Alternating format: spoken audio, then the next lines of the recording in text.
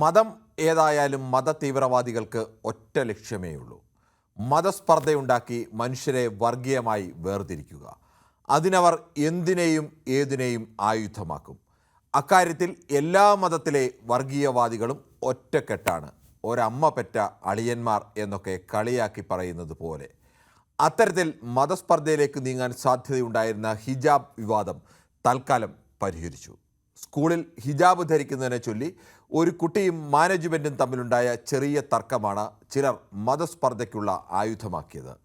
കിട്ടിയ അവസരം മുതലാക്കി എതിരാളികളും നിരന്നു.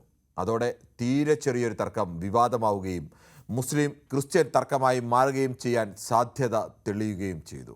പക്ഷേ നമ്മുടെ രാഷ്ട്രീയ നേതൃത്വം പക്വതയോടുകൂടിയും ഉത്തരവാദിത്വത്തോടെയുമാണ് പ്രതികരിച്ചതും ഇടപെട്ടതും.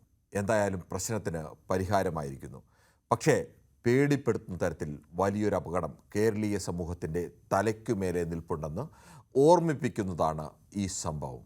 മതപരമായ അവകാശവും മതസ്പർദ്ധ സൃഷ്ടിക്കാൻ വേണ്ടി ബോധപൂർവം അവകാശങ്ങളെ ദുർവ്യാഖ്യാനം ചെയ്യുന്നതും രണ്ടും രണ്ടാണ്. ഇത് തിരിച്ചറിയാനാവണം.